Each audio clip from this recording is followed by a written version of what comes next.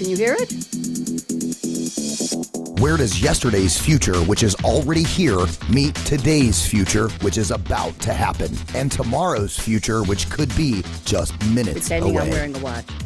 Welcome to Technology Revolution, the future of now, where host Bonnie D. Graham asks savvy futurists for their predictions about the tech-driven trends that are shaping our future right now. Here's your host, who will take us into the future of now, Bonnie D. Graham. Thank you very much for that introduction. I'm Bonnie D. Happy to be here. It's an interesting day. Zoom has been acting up all over the place, doing cray things, but we are here. And it's a very special show because I have one guest instead of the usual panel of three futurists. But he is very smart and very savvy, and he has been on this show many times. We are live. Darryl Keeton, wave hello to LinkedIn, to Facebook twice, and to YouTube. There we are. So this is World Tour number 5 in the ongoing, I'll call it sub-series on Technology Revolution about the future of construction, innovation, and AI. So I'm Darryl. Just let me say welcome. How are you? And tell us where you are and what's the temperature. Make me jealous. Go ahead. Good morning, Darryl Keeton with Centigrade, based in Scottsdale, Arizona, but I'm currently in Denver, Colorado, where yesterday was 70 degrees, and I think it's going to be in the mid-60s today. So quite warm for the end of February. I'm jealous. I'm in near Knoxville, Tennessee, and it was 22 the other night. Yeah, heat's been pumping. Wait till I see the electric bill. And it was 72 last week, so it's all over the place. So let me do my introduction for you, Darryl, and we'll just go as long as we want to. You're going to share some interesting sites for us today. So let me start with the start. Here we are, live on air. Welcome to Technology Revolution, the future of now, where construction meets AI, and we'll explore the how. I'm Bonnie D on my Scarlett Mic. I'm hosting with a gleam. Can you see the gleam? I think I'm gleaming. Guiding this global tour where tech fuels the dream. Darryl Keeton is our featured futurist who takes us to tomorrow's buildings today for me and you.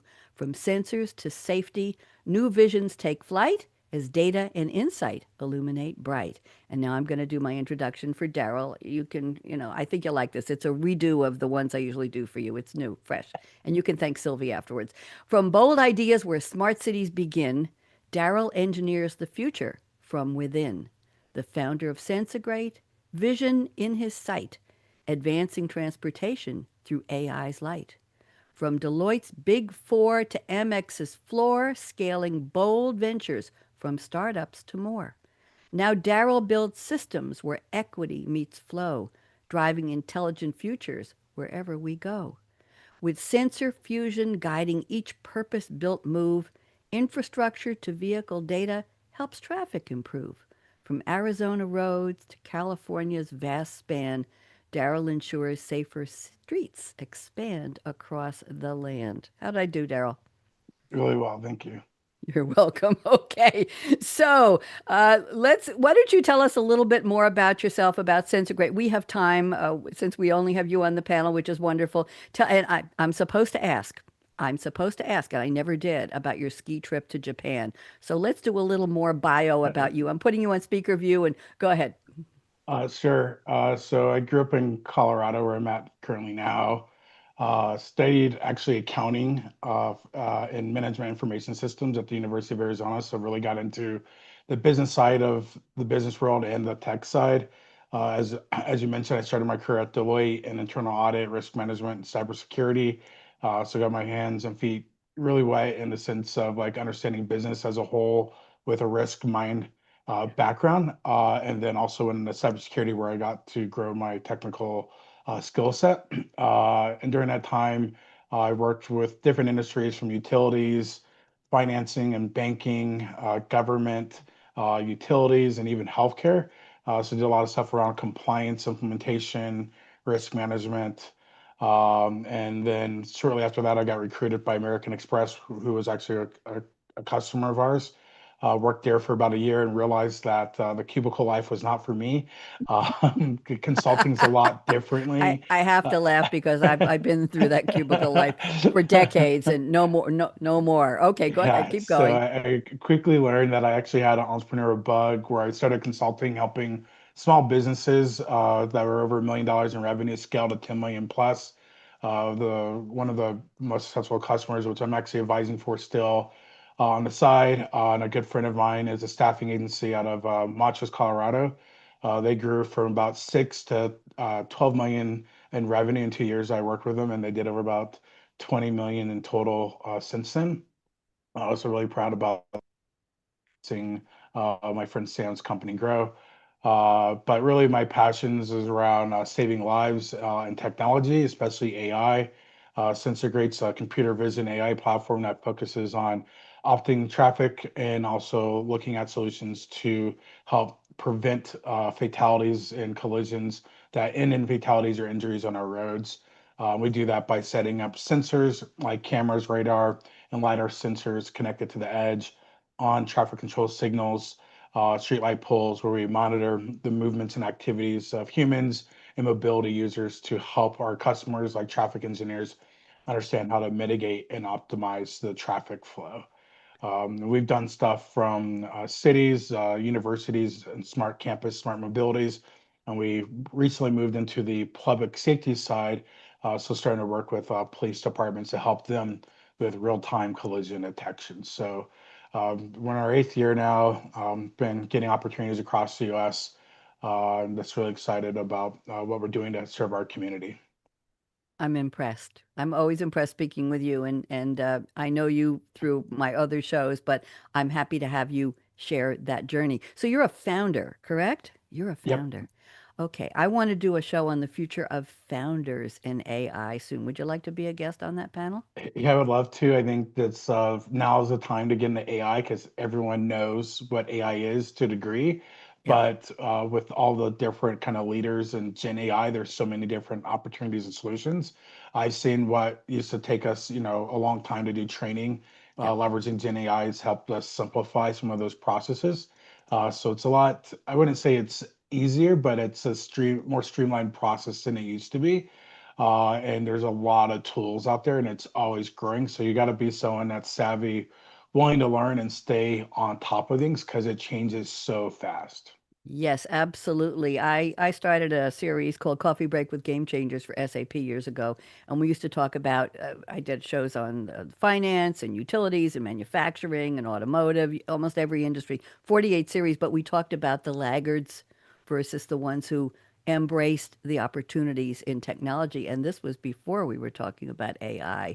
So I appreciate that. Yeah, I think I want to get you and Tim Wolter and maybe one other founder and talk about founders. I think that would be a great topic. I'll send you a date. We haven't even done today's show yet. So here's what I'd like to do. You sent me a wonderful, well, hold on now. Wait a minute. What about that ski trip to Japan? It's Oh in your yeah. bio. I've never asked you, and it's time. Tell me. So every year I have a group of friends that I've met and the group's collective. I think we're in the year 21, 22, where we get together and go on a ski trip for a week somewhere in the US. But we've done international trips. So the first one was to Japan, where we spent like 3 days in Tokyo, which is one of the most amazing cities to go to.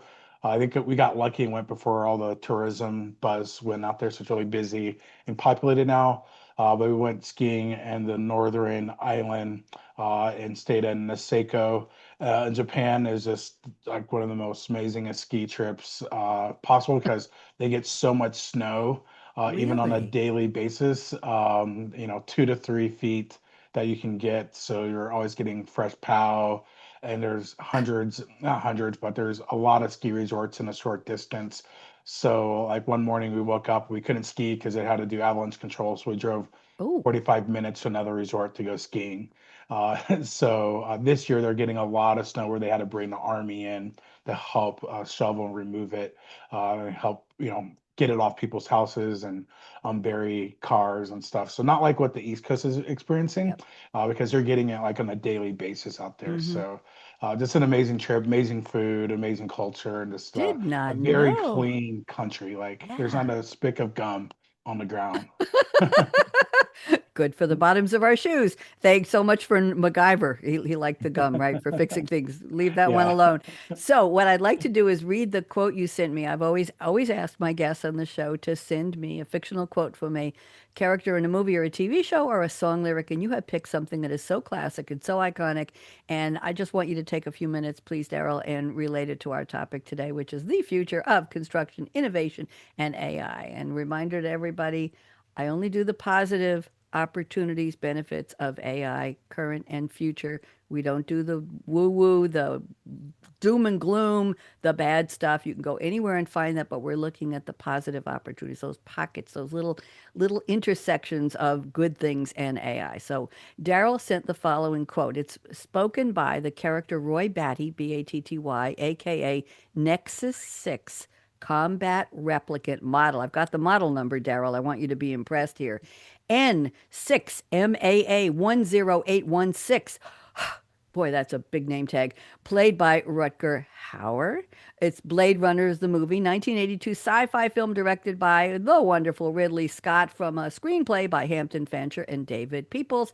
And this is a quote from Tears in the Rain, which is a 42-word monologue, the last words of Roy Batty, the main antagonist, as he dies during a thunderstorm. Very, very interesting.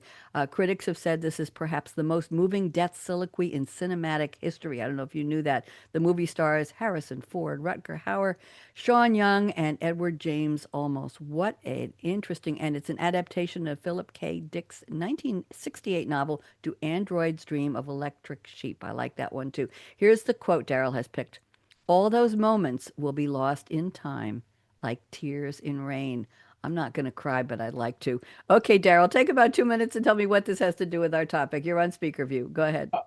So sometimes I have to like search online for like good quotes, honestly, because nothing comes to mind. But this one really struck me out of the list of different quotes that came up based on the prompt I put in.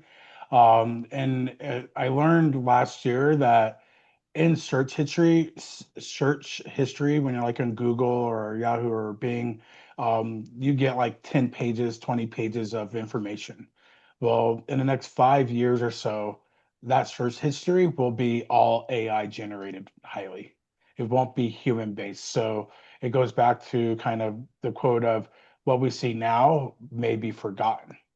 And as humans, how do we put our research, our data, information, which is really key nowadays, into searchable results that are not AI driven, but are human publications.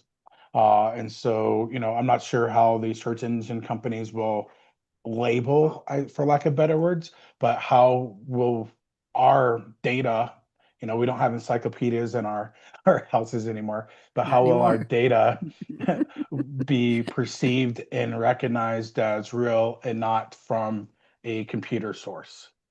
Very interesting. And I've noticed recently, if I do a search on Google, I use Firefox, one browser, and I use Chrome for certain sites. I'm a technology course moderator for Rhymework Publishing, SAP Press, and StreamYard only works on Chrome. Interesting, Darryl. So I notice if I do a Google search on any of these browsers, guess what?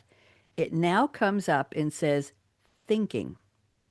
That's what Sylvie, my ChatGPT collaborator, that's what she says, thinking. And the dot, dot, dot until the result comes. That's recent. That's AI working behind the scenes on the search. So that's new. I just say thinking, dot, dot, dot, and then the results pop up. Interesting, interesting. The algorithms are different. The process is different, and we're hoping it's going to be faster, but we want it to be good and accurate. And doesn't AI always say, check the results? Because sometimes we lie, So something like that. I've started noticing that on Google search. Yeah. I like it to a degree. I like it for when I cook and look up recipes or get reminders for recipes, because typically I would have to go through a handful of recipes to like combine my idea of what I want and then throw it into my own, creation of it. But it summarizes really well what a common 5 links, 10 links would say about a recipe. And then you can pick and choose. And it's been fairly, I don't want to say the word accurate, but it's been a good tool in a sense from that perspective. Now, if I'm researching other stuff, I dive in further but it does give a really good summary from a recipe standpoint, if you like to cook, for anyone out there that Now, likes to cook. listen, we are totally off topic, but I'm going to share a screen today, right now, that I never do. And I think you'll get a kick out of this. We're completely off topic. Forgive me. On my Say What show this morning, I do a Say What Good News every morning. Can you see Hmm. this? Yeah. This was, it just so happened that a chef in Dubai asked Darryl, I kid you not, a chef in Dubai asked ChatGPT to create a pizza recipe.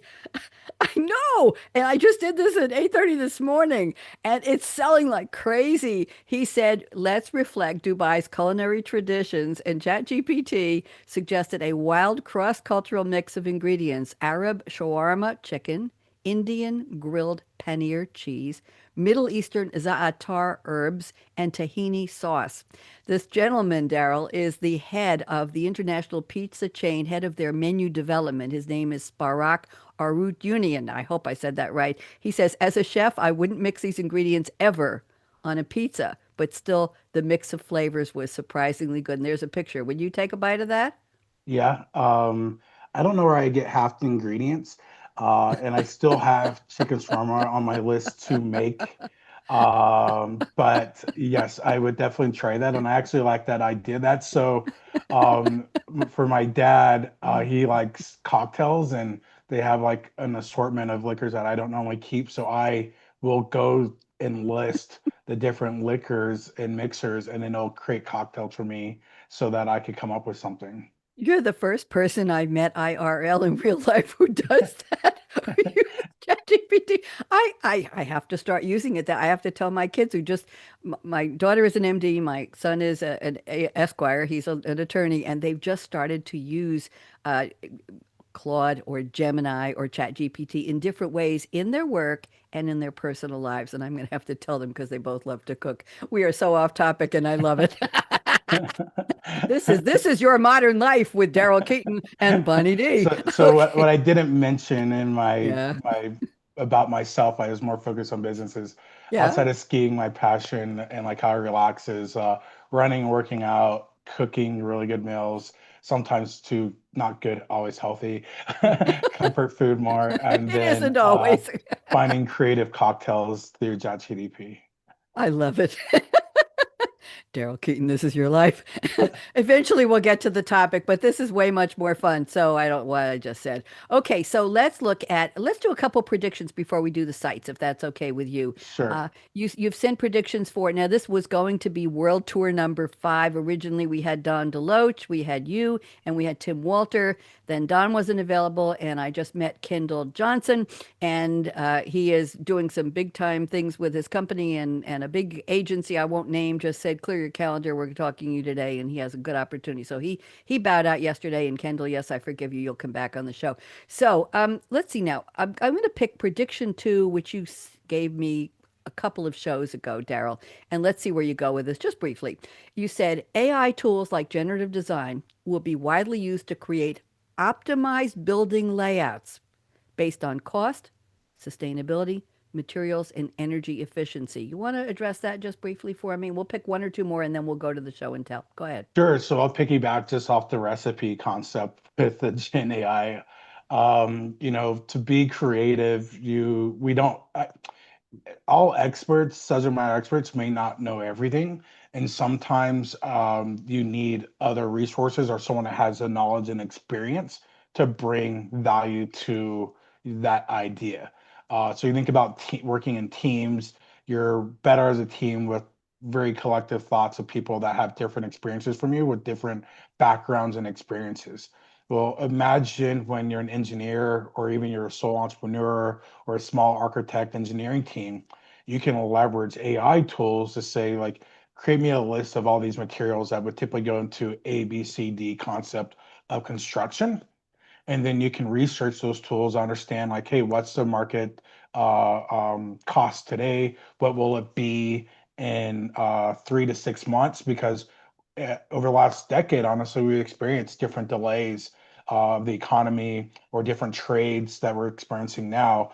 And so you almost have to predict based on shipping, availability of resources, economic statuses in other countries for certain goods and materials, what that impact could be, so that when you're designing and conceptualizing construction projects, you can really understand what your true ROI or future cost or availability of supply will be. I can think about like contractors with certain materials. Like, I'm not going to say materials because I don't know off the top of my head, but certain materials were delayed, which would delay the whole project. But then when it came down for that vendor to supply, the costs went up, and now you're over budget going back for work order. So imagine a way where you can predict forecast, but also leverage AI to give you multiple options based on different scenarios that you prompt in timelines and deadlines to find the most optimal way to build and design a building, landscaping, etc. You can get, and I go back to where I just said, like, getting different thoughts from different people. Well, the Gen AI tools, depending on the data that's available to it, can really help you, or even if you train an agent, actually, this would be better for an agent solution. You can create better outputs to prepare for what's going to come versus going about your plan from January. You get to June and you're ready to go, but then everything, has changed, Oh, or yes. supply is not there. Oh, yes. So AI can really help forecast, predict, but also give better plans or options A, B, and C if option A unfortunately failed. Very, very interesting. And I'm going to piggyback using your word on prediction three from a previous show, right on the back of what you said. I think this is a good pairing up. You said AI powered digital twins will become standard, letting teams monitor construction process progress in real time and simulate outcomes for change decisions. So that's a logical outcome of what you were talking about, right, Darryl, as the situation It, it, changes? exactly. And I think I could just think about when I was in the audit days and preparing for documentation, or asking people for information. You can streamline processes and get people better prepared with communications or alerts or notifications versus like asking them immediately, like something instantaneously and wanting it quickly. You can give them that information proactively. And let's go to a prediction from, I think this was from the first version of the show we did over a year ago. And this is in your area. You say AI systems will be able to monitor and measure real time carbon emissions from construction activities and passing traffic. Why? Allowing projects to adjust utilization and traffic flow to stay within, here's the key, sustainability targets, including reducing emissions from traffic in construction zones. That sounds very complex to me. You want to just elaborate that on a little bit for us, please? There's different ways that you can do that. You can set up sensors that measure CO2 output. So getting like a prior to construction, what's the CO2 level, and then have sensors at the beginning and end to understand when cars are passing through based on delays, traffic jams, or peak traffic times. But also the other technology that could be set up is connected vehicle data. So you can geofence data from connected vehicles and get information about their emission outputs to understand not every car is going to be connected, but you can understand. Sorry for the dog bark in the background. I don't hear it at all. We don't Okay, hear so, it. all right, I heard it. Okay. But you can understand from the connected vehicles that are available in that geofence area what their CO2 outputs are too. So you're able to measure and be proactive in real time the data to make decisions about creating more detours or messaging on board for people to detour alternative routes to reduce that congestion and emissions, but also to keep your team safer from breathing in those emissions. There you go. There's that safety issue. Thank you very much. Nice to go through those old predictions because they're still very, very valid. I think we've run through most of the ones you sent me. So it's time for the show and tell. I'm going to give you control of the share, and you have three sites. Take your time. Tell us what we're doing on this world tour, and let's go. There we go. So the first one, you can see my screen well. Yes, Okay. beautifully. So the first one is the Waymo driver integration plant being built or has been built in Mesa, Arizona. It's in partnership with a manufacturing company called Magna. So this is a U.S. manufacturing focus on not necessarily AI in the manufacturing side of it, but building AI solutions of autonomous vehicles. So Waymo says that they have about 1,500 vehicles on the roads. I'll tell you what, if you're in Phoenix, you'll think there's more than that because when I was out there last week for a few days, everywhere I went, even late at night, there's like two or three Waymos around or that I see. And you probably see one every mile passing by.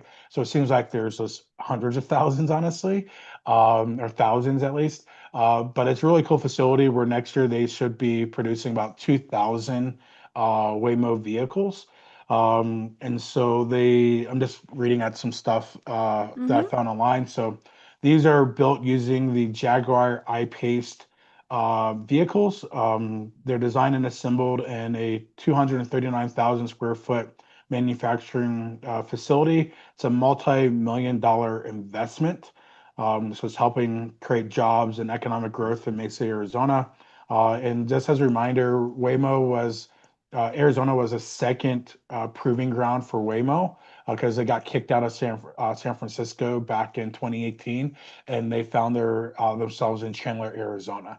So they've been there as one of the main hubs for almost now a full decade. Seeing that development grow has been really special, especially for what we're doing in the connected vehicle, connected infrastructure space. So they have over 1,500 vehicles across San Francisco, Los Angeles, Phoenix, and Austin. I was actually in Philadelphia and saw the new concept there. It's kind of more of a shuttle service. And then I also seen it here in Denver. So they're expanding in other markets. I think another market I saw them at a conference was in Atlanta. So they're in a handful of cities. And like I said, they're planning to build over 2,000 more vehicles this year. Um, this is their sixth generation of Waymo driver vehicles, Hmm. beginning this year with the Zeek R RT. I'm not sure, I think that's the one they'll see in the photo I have next.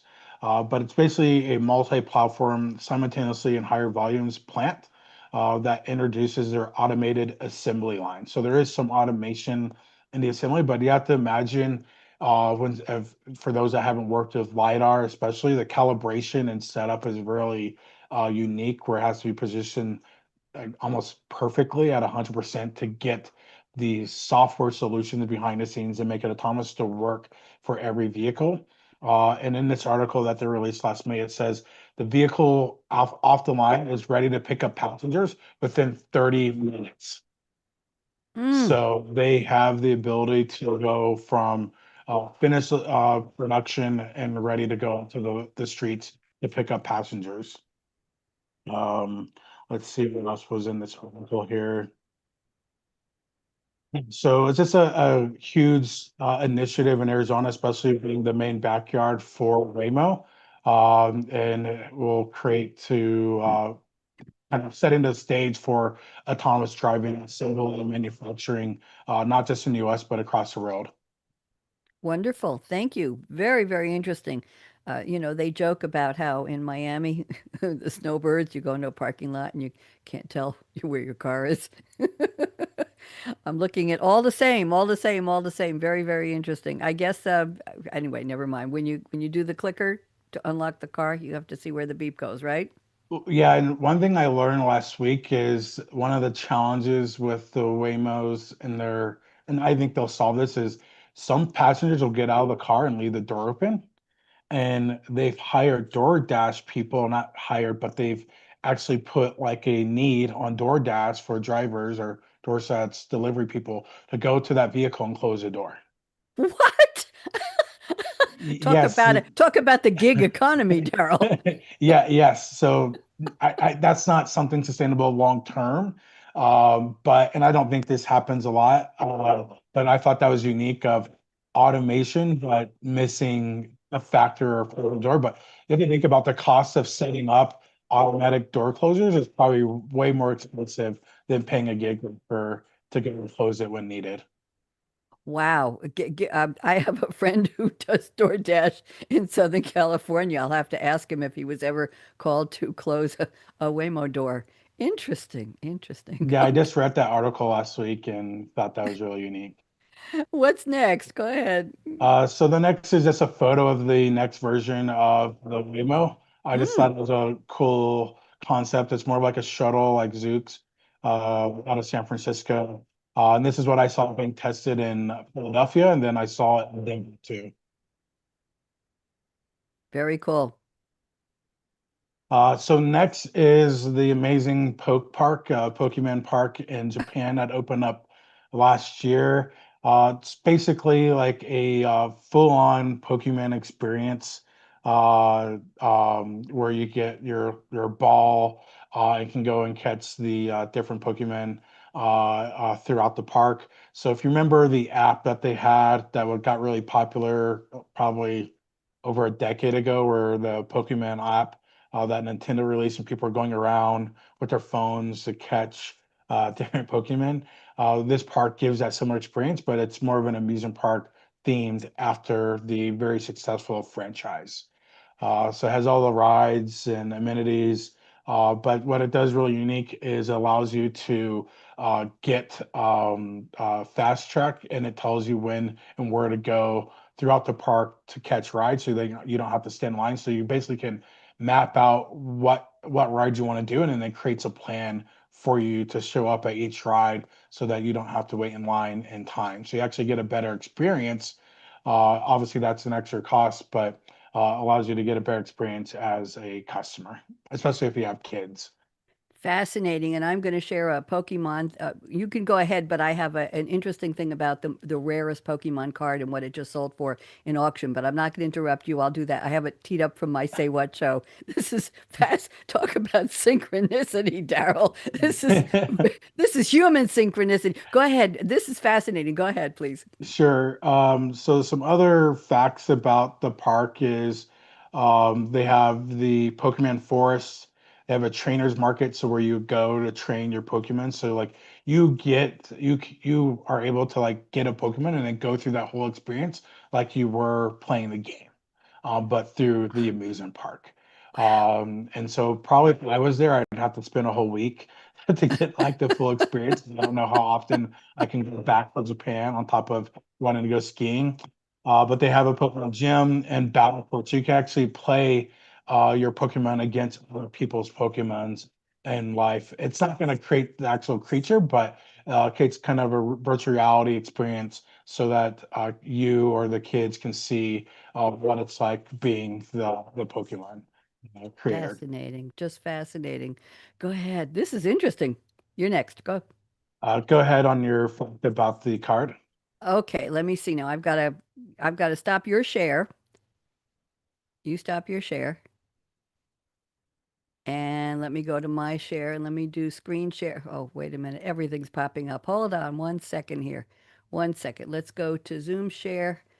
How many screens can you have open, Bonnie D? Okay, let's go to screen share and let's see what we've got here. I want to make sure I have the right one. I think this is it. It might come up with this was the wrong. There we go. Okay. Wrestling, can you see it? I can.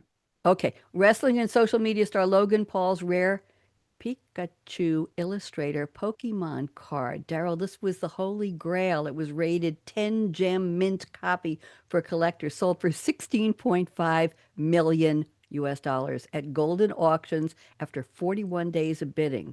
He paid 5.275 million in 2021, a Guinness record at the time.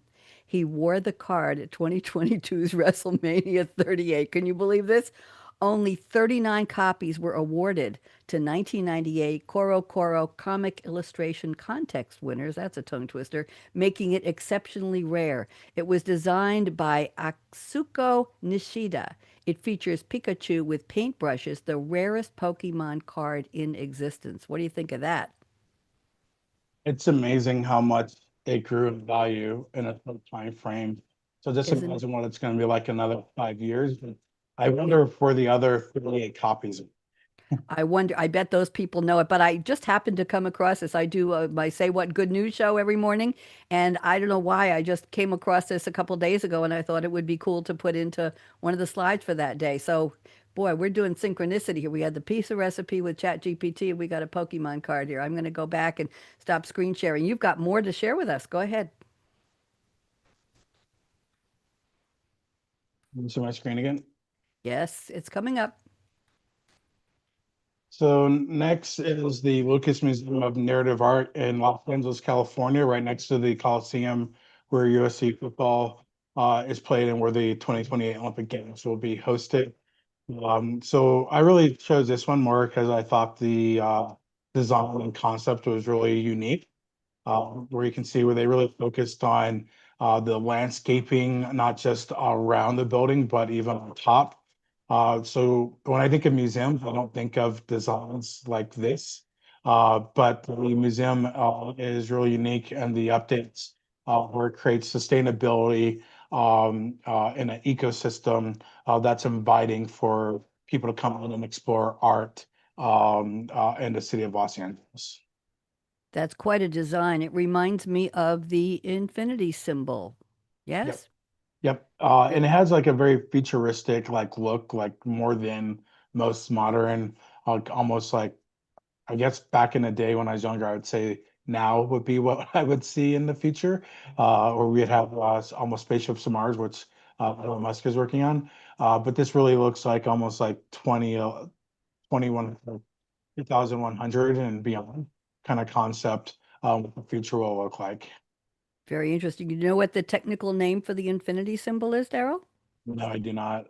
It's lemniscate, Lemniscate, derived from the Latin meaning decorated with ribbons. It was introduced by mathematician John Wallis in 1655. It is also referred to as a lazy eight in concepts like, livestock branding, and by its descriptive name as a horizontal figure eight.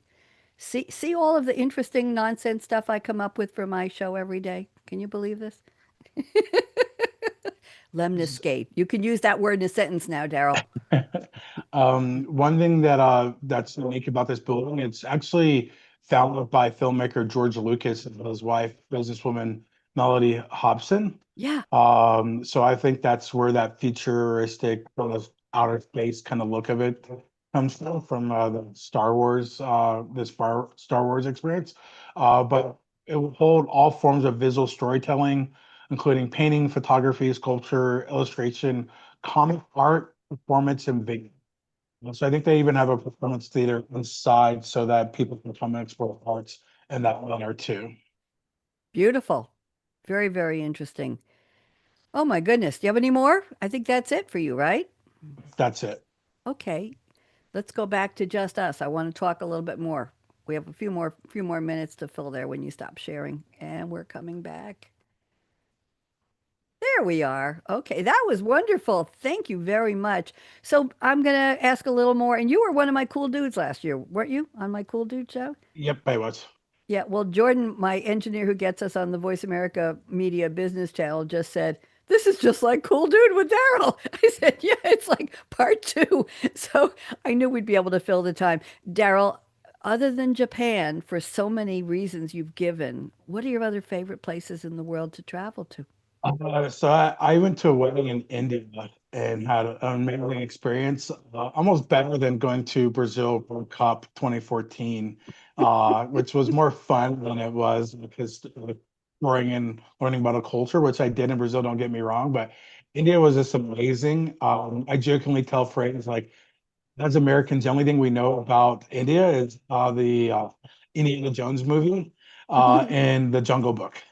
But there's way more history and culture there than you can even imagine. India has four different regions. I was only in the West region, so I visited Goa, Jaipur, where the wedding was at, and the Indian weddings are just kind of mind-blowing. Agra, where Taj Mahal is, which is one of the most coolest, I think, seven wonders of the world.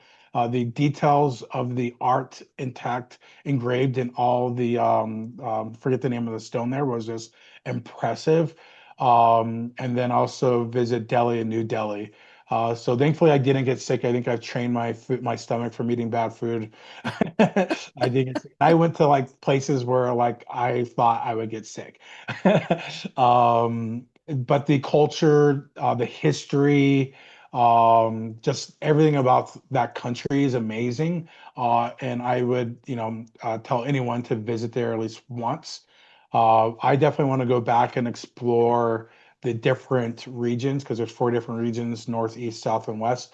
But the beautiful thing about it is a lot of my team members, because I hire a lot of grad and PhD students, and most of them are Asian descent, primarily India. So I was able to really connect with a lot of my employees or interns from their culture and experiences in India. So it really just gave me a different grounding of life and a different meaning because when I went, I was in transition from working my first entrepreneurship with a friend. So advice to people, don't start businesses with friends. Keep your friendships first. Oh, I think we all know Um, that one. and it didn't work out at the end. And I had a trip to go to India, so I didn't really have, a plan for life after. And I went there and I just opened my mind about what life should be because their poor there is not our poor here. Our poor and homeless are middle class. They get food, water, and shelter, and Wow. have access. There, they don't have anything, and it's a Hmm. social class system. So, Mm-hmm. when I went there, my suitcase got lost, so I literally became like not homeless per se, but like I had to go experience of like I didn't have anything. I just Oh, had, what I had in my bag. I had like a couple carry-on items for food and toiletries, but I didn't have anything. wow. So it really just grounded me of like one, I went there without a job and knowing what my next steps are going to be after turning 30. And that really helped me cocoon into an entrepreneur because I Mm-hmm. saw life differently and I saw that passion of wanting to grow and help others really came out. So really, Since so great's about saving lives, but it's about helping our communities be better with the data that we provide with our customers. You just provided the intro for my The Future of Founders plus AI show with your story. That's very, very interesting with nothing but just a few things in your bag and finding yourself in another country and then being inspired by their caste system and their lifestyle and opportunities for you to do something different when you came back. I'm fascinated. Okay, we want a couple more minutes. Would you believe we've almost filled the hour, just you and me? I'm not surprised. I knew we could do it. So, question is, other than the cocktails, any favorite foods and favorite music? People are going to want to know this, but it's like part two for Um, Cool Dude. Tell me a little bit, Favorite couple minutes. music. So J. Cole, the rap artist, just released his new album, The Fall Off, which is his homecoming story of like beginning to end. And like this is his ass album, as he says. I never say never, but it was a really good storyline of like his life and how he got there from the stardom to relationships, to the struggles, to the success, and even dealing with the success. So that was a really great album if anyone wants to listen to it. Okay. But I used to only listen like rap, hip hop, and R&B. But I'm outside of country. I listen to everything, including jazz and blues, rock. Imagine Dragons is one of my favorite groups. Empire of the Sun, EDM. Not really into like going to the concert shows and festivals in my older days when I was young, but for the music. But food, my favorite dish to cook is my enchiladas. I make a roasted green and red, really very, very spicy red chili salsa. So I roast the vegetables, then put together. But what I do with the enchilada to make it cheesy is I buy queso and I put it on the inside of the tortilla, and then I wrap the shredded chicken with like green chili, and so it gives like an extra cheesy base to it. And then I mix in shredded cheese with the chicken and green chili to give it more. And then there's with the sauce, there's layers of cheese on it too. So I haven't had any complaints, Is but it this a is really Darryl spicy in the Keaton red. original? This is a Darryl Keaton original, right? I basically like I said, like with the chat GDP, I take what's given and then I add my flavor to it, like what I believe can go into it. And my friend said I could definitely sell that because most enchiladas are just meat and sauce, but I wanted to jazz it up and flavor it up, you can, for lack of other words. Sounds like you did. Let me give you an applause here. There you go. I'll You send heard you a it here photo. first. Send me a photo. Oh my. All right, kids. Okay, they're hungry. They're very hungry. Thank you, kids. Quiet down. Are you selling the recipe? I don't know. It's one of those like secret family recipes I probably need to keep in, but I did give the secret away with the putting the case on the inside of the tortilla. I think on the Founders show we're going to have everybody telling their favorite private recipe and their favorite music. I think we're going to do it as Cool Dude's founder profile. So I'll get you and Tim Wolter, and we'll find one other person, maybe a female founder of a company. I'll find some. I have a couple of people in mind. I think that would be a lot of fun to do, and I'm booking for April. By the way, I have a quick question for you before we go. We're almost out of time. My goodness. I was at the National Publicity Summit last night, and I met 45 people. I booked 42 for my creativity show on Monday, which is a roundtable talking about our unique and our shared creativity, how we do what we do, how people, most of these are authors, nonfiction, and what inspires you, what influences you. We've been talking to you about that. But one of them has a book on his advice is don't build a company for an exit strategy. Build it because you love the company and you want to keep it for your success and for your future. Yes or no? Just quick. Give me, you got 2 minutes. Go. 100%. Like you should be building based on your passion and what as I got older, like what I want my legacy to be. Would you stop saying as I get older, please? What are you, 30, 32? No, I'm actually 41. Oh So I my turned God. 42 in October. But yeah, Wait a minute, wait a minute. Are you a Libra? Are you a Libra? no, I'm a Scorpio. Oh, I'm a Libra. Okay, well, we won't Okay. celebrate. Go ahead, go ahead. 4 minutes, I'm 2 minutes. close to the Libra side We of have it. 1 minute to go. Go finish your But sentence yeah, and then so I'm gonna play the music. you know, exits are great, but you really should be doing it about a passion and what you want to bring to the world. Everything else will come from there. But I Yeah, 100% agree to focus on yeah. building a foundation. Darryl Keeton. It's been lovely. Let's go out with some happy news. You have something to raise? My For coffee mug, but it's gone.